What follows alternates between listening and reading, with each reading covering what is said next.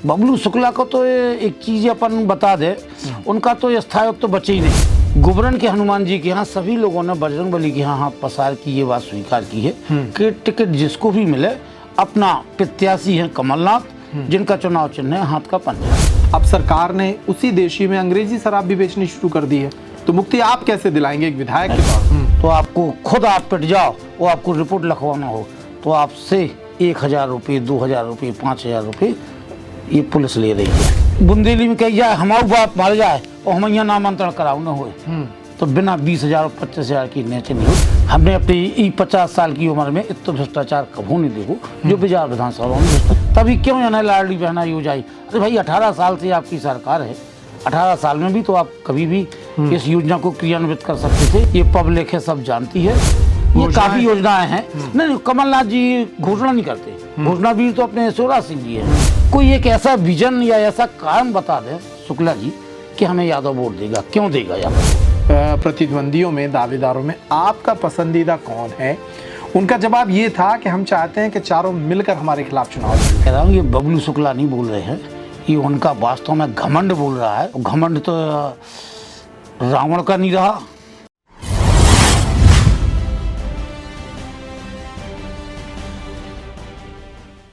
नमस्कार, Patrick time Madhya Pradesh समाचार में आपका स्वागत है। मैं हूं अंकुर यादव।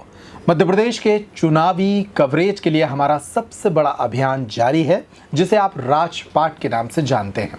इसी का एक सेगमेंट है बागडोर, जिसके माध्यम से हम उन नेताओं से बात कर रहे हैं, उन दावेदारों से बात कर रहे हैं जो विधानसभा चुनाव 2023 में अपनी किस्मत आजमाने वाले हैं और मध्य प्रदेश में चुनाव की नई तस्वीर के हिस्से बनने वाले हैं।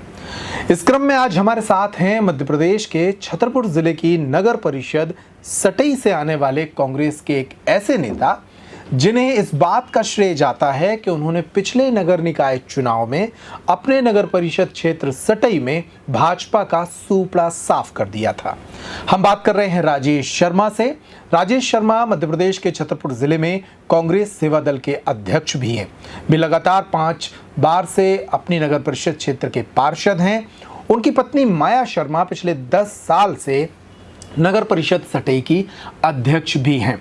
तो कुल मिलाकर एक लंबी राजनीतिक पृष्ठभूमि उनके साथ है ही, लेकिन इस बार वे अलग बातों को लेकर चर्चा में हैं, सुर्खियों में हैं। चर्चा इस बात की है कि वे मध्य प्रदेश की छतरपुर जिले में स्थित बिजावर विधानसभा क्षेत्र से कांग्रेस के दावेदार हैं और वे टिकट पा सकते हैं। कमलनाथ और दिग्विजय सिंह का साथ उन्हें प्राप्त है। पिछले दिनों दिग्विजय सिंह ने उनके यहाँ यात्रा भी की थी।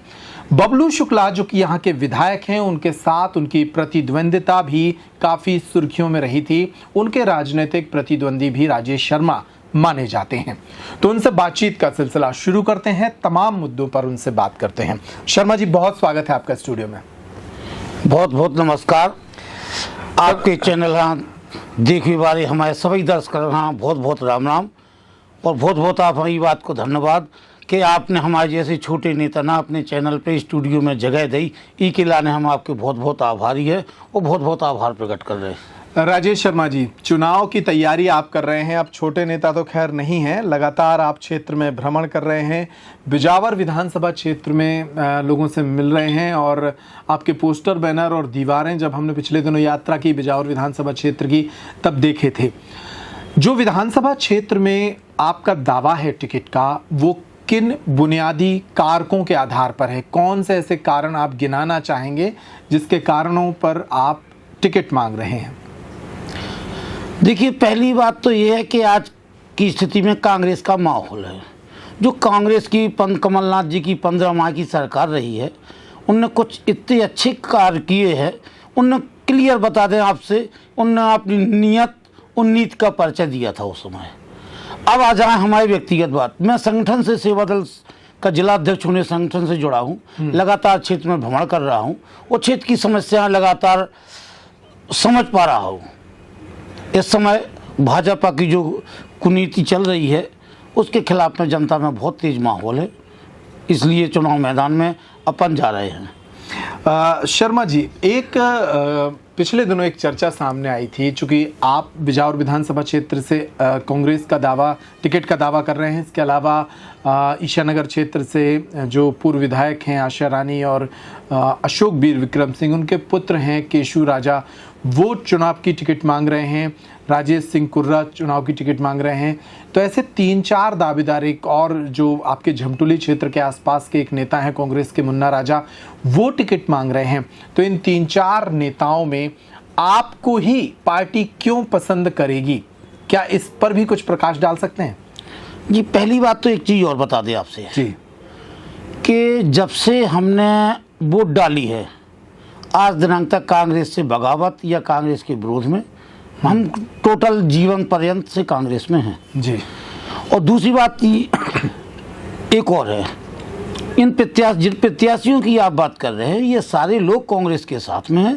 चूँकि आपको जानकारी हो गई होगी, गुबरन के हनुमान जी के यहाँ सभी लोगों ने बजरंगबली के यहाँ हाथ पसार की ये बात स्वीकार की है कि टिकट जिसको भी मिले, अपना प्रत्याशी हैं कमलनाथ, जिनका चुनाव चिन्ह है हाथ का पंजा। वो पूरा वाकया बताइए। उसकी बड़ी चर्चा है कि एक मंदिर में आप सभी दावेदार इकट्ठे हुए थे और वहां कसम खाई थी कि सबको मिलजुल कर इस बार बबलू शुक्ला को हराना है। क्या वो पूरा वाकया क्या था? नहीं, बबलू शुक्ला को हराने की बात नहीं हुई, बात हुई कांग्रेस जिताने की और भाजपा हराने की। अच्छा, बबलू शुक्ला को तो एक चीज़ अपन बता दे, उनका तो स्थायित्व तो बचे ही नहीं। पहले कांग्रेस, फिर सपा, अब भाजपा, आगे क्या स्ट्रेंथ लेते हैं अपन नहीं बता सकते। लेकिन ईमानदारी बात जी है और जिम्मेदारी से कह रहे हैं, सभी लोगों ने एकजुटता दिखाने के लिए मंदिर पे इकट्ठे हुए थे और सभी लोगों ने मंदिर पे हाथ पसारे थे। वीडियो आपको डाल देंगे, आप भी डाल दें, उसमें कहीं कोई संदेह नहीं कि कोई आदमी बगावत करेगा। अच्छा, आप जनता की अदालत में जाना चाहते हैं, आप जनता के बीच जा रहे हैं। कोई आदमी अगर चुनाव लड़ना चाहता है तो वो जनता के बीच अपना एक विजन रखता है, अपनी बात रखता है कि वो कहता है कि अगर हम विधायक चुने गए, आपने मुझे नेता बनाया तो मैं ऐसा करूंगा। क्या विजन है आपका अपने विधानसभा क्षेत्र को लेकर? देखिए, पहला विजन हमारे क्षेत्र की जनता और खास तौर से महिलाएं शराब की बिक्री से मुक्ति चाहती हैं। ये हमने क्षेत्र में जाके अनुभव किया। अगर ईश्वर हमें कोई मौका देता है तो शराब की बिक्री से मुक्ति, मैं आपको इसलिए रोक रहा हूं क्योंकि शराब की बिक्री से मुक्ति कैसे दिलाएंगे? सरकार खुद शराब के ठेके खोलती है और पहले तो गांव में देशी शराब का ठेका होता था, अब सरकार ने उसी देशी में अंग्रेजी शराब भी बेचनी शुरू कर दी है। तो मुक्ति आप कैसे दिलाएंगे एक विधायक के तौर पर? नहीं, निवेदन करें जहां ठेका है वहां बिके। लेकिन साहब, जैसे एक सटई ले लें अपन, एक बिजावर ले लें अपन, यहाँ के थाने अंतर्गत 40-45 गाँव आते हैं, वहाँ कोई ठेका नहीं, फिर भी दारू की बोतलें जा रही हैं, फिर भी दारू की पेटियां जा रही हैं। उस अवैध बिक्री को रोकना है, उसके लिए हम जटाशंकर बीच में हैं। अगर किसी लायक बनते हैं तो ये अवैध बिक्री टोटल बंद होगी और किसी प्रकार का कोई भी इस प्रकार का कृत्य करता है तो वास्तव में उसको जनता के बीच में ही फैलाया जाएगा और जनता के बीच में ही उसकी बेइज्जती की जाएगी। अच्छा, शराब विक्रय को लेकर जब भी आरोप सामने आते हैं तो आप सभी जितने भी वर्तमान विधायक बबलू शुक्ला के विरोधी हैं वो एक ही आरोप उन पर लगाते हैं कि उनके कारण क्षेत्र में अवैध शराब का विक्रय हो रहा है। कैसे हो रहा है, ये पूरी गणित क्या है? देखिए, क्या है, प्रशासन में है, शासन में है, किसी ठेके में अपना शेयर डाल देते हैं, नाम ठेका किसी के हो, लेकिन वास्तविकता देखी जाए तो उन्हीं के लोग, उन्हीं के व्यक्ति जाके देहातों में जहाँ ठेका भी नहीं है, कुछ नहीं है, वहाँ पर जाके शराब बिकती है। शराब बिकने में 2-3 चीज़ें आती हैं। जैसे हम एक धर्मपुरा का किस्सा बता दें, लोग बाग तो शादियों में भी दुकान की तरह अपनी ले जाते हैं। एक बहुत बड़ा विवाद हुआ था धर्मपुरा में अहरवारों के बीच में, क्योंकि ये सारी जो चीज़ें भी जितनी भी गलत होती है, आप ये विश्वास माने, आपको भी अनुभव है कि ये सब नशे की हालत में होती हैं। महिला के साथ बलात्कार हो, नशे की हालत में हुआ। अगर गांव में झगड़ा कोई भी होता है तो नशे की हालत में, क्योंकि नशे में आदमी अपना सेंस खो देता है और ठेका दूर होने से आदमी कम लेगा। जब ठेका पे जाएगा तब लाएगा तब पिएगा, और जब हमारे बगल में ही दुकान मिल जाएगी तो आप ये निश्चित मानो कि उसकी बिक्री भी बढ़ेगी और ये नशे का व्यापार भी बढ़ेगा और ये दारूखोरी भी गांव में बहुत चरम सीमा पर कौन हो कर रही रहा है लेकिन ये? अब हम तो ये मानेंगे कि जब उनकी विधायकी रहते हुए ये सारे गोरख धंधे चल रहे हैं तो वो अंकुश नहीं लगा पा रहे, तो हम तो यही मानेंगे कि उनकी सह है। एकमात्र 5 वर्षों में एकमात्र आरोप आप सभी विरोधी उन पर लगा पाए। पूरा 5 वर्ष का उनका कार्यकाल रहा। अभी मैंने पिछले दिनों उनका भी इंटरव्यू किया था। उन्होंने तमाम विकास कार्य गिनवाए, वे विकास कार्य भी गिनवाए जो कांग्रेस के 50-70 साल के कार्यकाल में नहीं हुए। उन पर भी तो कुछ बोलना चाहिए आप लोगों को। नहीं, अब वो गलत बोल रहे हैं। मैं हकीकत बड़ी जिम्मेदारी से बात आपसे कर रहा हूँ। विकास काम जो उन्होंने गिनवा रहे हैं ये तो उनकी नैतिक जिम्मेदारी है। आप इतने बड़े पद पर पहुंच गए हैं, आपकी तो ये जिम्मेदारी बनती है। अब वो कहते हैं हमने प्रधानमंत्री रोड, ये सब नियम है, मैं ठेकेदार हूँ, ये नियम है कि प्रधानमंत्री रोड 1000 की आबादी हो जाएगी, प्रधानमंत्री रोड अपने आप स्वीकृत हो जाएगा। अब कोई उसमें अपना श्रेय ले तो ये तो गलत बात है। अब ये हर बार बात आती है माधगुआ से बिजावर रोड की। वो अपने ही माध्यम से कमलनाथ जी को धन्यवाद कह रहे हैं कि ये कमलनाथ जी की बड़ी सौगात है। मंच पे आपने भी अभी चल रहा था, देखा हो। ऐसा कोई विकास काम नहीं किया, ना ऐसा कोई विकास काम हुआ है। आपको बता दें, ये शराब की बात आप कर रहे हैं, वो आप छोड़े, आप जाएं किसी भी थाने में जाएं, आप पता करें जनता से, एक रिपोर्ट भी आपको लिखवाना हो तो आपको खुद आप पिट जाओ और आपको रिपोर्ट लिखवाना हो तो आपसे 1000 रुपये, 2000 रुपये, 5000 रुपये ये पुलिस ले रही है। आप जाएं, तहसील में जाएं, आपको नामांतरण कराना है, आपको सीमांकन कराना है, आपको तहसील में जो भी काम कराना है आप पता कर लें। अरे स्थिति तो यहाँ तक है, फौती नामांतरण। हमारी बुंदेली में कही जाए हमारा बाप मर जाए और हम यहाँ नामांतरण कराओ न होए तो बिना 20,000 और 25,000 की नेचे नहीं हो। जब बिजार तहसील की हालत है भाई साहब, एक चीज़ और बता, ग्राम पंचायती राज व्यवस्था तो इन्हें ख़त्म ही कर दी। पंचायती राज व्यवस्था इन्हें ख़त्म कर दी।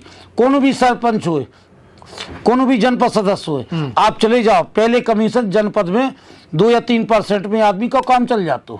अब तो जनपद सीओ साहब 8% से नीचे बिजार में कमीशन नहीं ले रहे।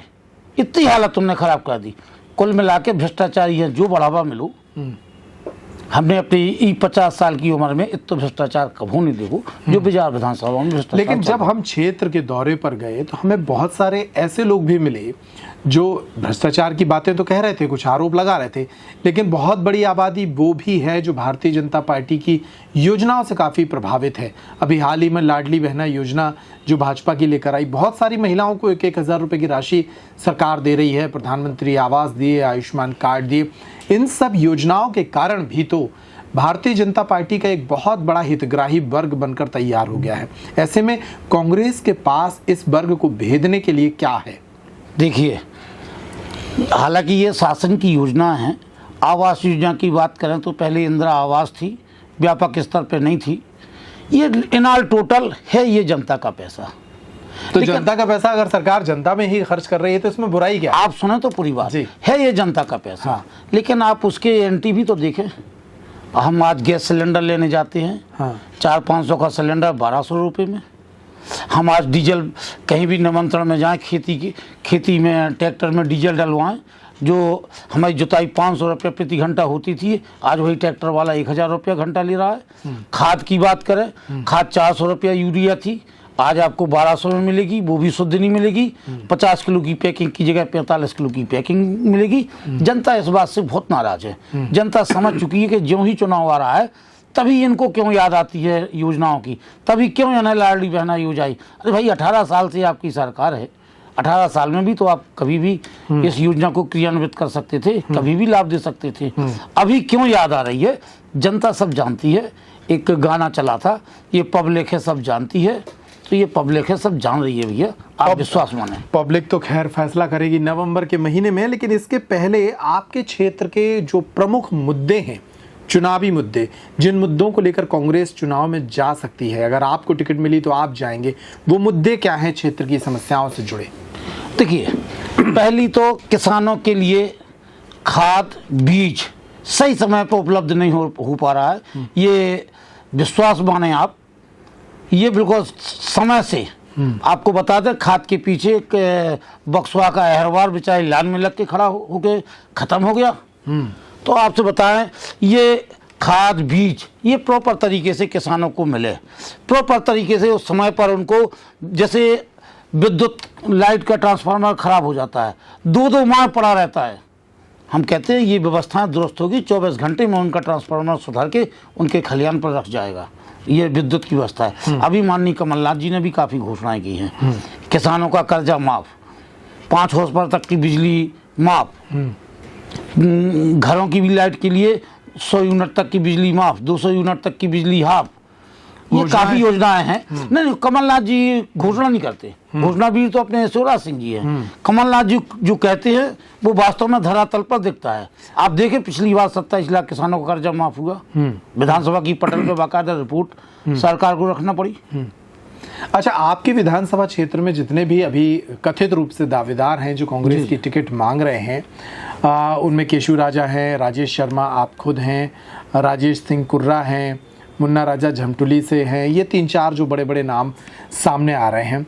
जब इनसे जुड़ा एक सवाल मैंने बबलू शुक्ला से पूछा कि इन चारों विपक्षी प्रतिद्वंदियों में, दावेदारों में आपका पसंदीदा कौन है, उनका जवाब ये था कि हम चाहते हैं कि चारों मिलकर हमारे खिलाफ चुनाव लड़ लें। ये बड़ी जिम्मेदारी से कह रहा हूँ, ये बबलू शुक्ला नहीं बोल रहे हैं, ये उनका वास्तव में घमंड बोल रहा है। और घमंड तो रावण का नहीं रहा, तो इनका तो घमंड चूर होगा, वो जनता ही चूर करेगी। वो चैलेंज 4 को दे या 40 को दे, ये वो नहीं बोल रहा है। इनका वो एक प्रकार से घमंड और अहंकार बोल रहा है। बबलू शुक्ला की राजनीति को लेकर आप लोग अक्सर ये आरोप लगाते हैं कि वो तमाम दलों में यात्रा करते रहे हैं। पहले कांग्रेस में थे, फिर चुनाव के टाइम सपा में गए, फिर भाजपा में आए। हमने भी उनसे ये सवाल पूछा था, तब उनका ये कहना था कि कांग्रेस से उनकी दावेदारी मजबूत होने के बावजूद एक बाहरी व्यक्ति को टिकट दिया, जिसके कारण वे जनता के कहने पर सपा में गए थे और समाजवादी पार्टी के राष्ट्रीय अध्यक्ष से पूछकर ही वे भारतीय जनता पार्टी में आए हैं। तो इसमें दल बदलने की क्या बात है? देखिए, कांग्रेस पार्टी कहाँ तक टिकट दे, 2 बार उनके भाई को टिकट दी, 2 बार इनको टिकट दी। वाकया क्या हुआ, 2008 में वो हारे मात्र 2200 वोटों से, फिर 2014 में वो गुड्डन पाठक से हारे 11-12 हज़ार वोटों से, यानी हार का अंतर बढ़ने लगा उनका। तो पार्टी ने भी फैसला लिया कि अब ऐसे व्यक्ति को टिकट ना दें, कोई और व्यक्ति फील्ड में उतारा जाए। लेकिन वो समाजवादी पार्टी से फिर चुनाव जीते भी उसे चुनाव में। अब जीतने के लिए तो ऐसा है कि जनता का बहुमत था। चूंकि एक चीज़ और आपको बता दें, एक समय कांग्रेस पार्टी में पूरा संगठन वही चलाते थे। उनके बड़े भाई जगदीश शुक्ला कांग्रेस के जिला अध्यक्ष हुआ करते थे। जब वो सपा में गए तो पूरा संगठन अपने साथ में ले गए, वहाँ कांग्रेस कमजोर हो गई। अब कांग्रेस ने एक नए सिरे से संगठन तैयार कर लिया है। कांग्रेस बहुत मजबूत स्थिति में है, कांग्रेस का संगठन बहुत मजबूत स्थिति में है। 3-3 संगठन एक साथ पैरेलल चल रहे हैं। लेकिन मैं जब यात्रा पर था आपकी बिजावर विधानसभा क्षेत्र में, तब मुझे दिखा कि संगठन काफ़ी कमज़ोर है। कई जगहों पर तो ब्लॉक अध्यक्ष को हम बुलाते रहे या उनसे बात करने की कोशिश करते रहे, कई जगहों पर संगठन नाम की कोई चीज़ ही नहीं दिखी हमें। जैसा कि बबलू शुक्ला के साथ आप जो बता रहे हैं कि एक फैक्टर हुआ कि उनके कांग्रेस से छोड़ के जाने के बाद पूरी कांग्रेस उनके साथ शिफ्ट हो गई, फिर पूरी सपा को शिफ्ट करके वो भाजपा में ले आए, तो अब संगठन उनके खिलाफ कहीं कुछ बचा नहीं है। आपको बताएं, संगठन कांग्रेस का, मैं 2021 से संगठन में कार्य कर रहा हूं। आपको बता दें, संगठन वास्तव में जो गति से चलना चाहिए बिजार विधानसभा में, उस गति से संगठन चल रहा है। आप किसी भी पोलिंग का नाम ले दे, वहां पर आपके कांग्रेस के 5 कार्यकर्ता, आपको मैं जिम्मेदारी से कह रहा हूं, मैं इसी मोबाइल से आपको बता दूंगा। अच्छा, वो कसम के विषय पर वापस लौटते हैं। आप लोगों ने, 4 लोगों ने तो मिलकर कसम खाई थी कि जिसको टिकट मिलेगी वो सब एकजुट होकर उसके लिए काम करेंगे। मान लीजिए एक जो चर्चा है कि भारतीय जनता पार्टी की पूर्व विधायक रेखा यादव को कांग्रेस ने बिजावर सीट से टिकट दे दी, जैसी कि जन चर्चा है, तब आप लोग क्या करने वाले हैं? उनकी राजनीति पर आपका क्या कहना है? उनकी राजनीति पर कोई कहना नहीं, अंतिम निर्णय पार्टी का फैसला हम लोगों को मान है।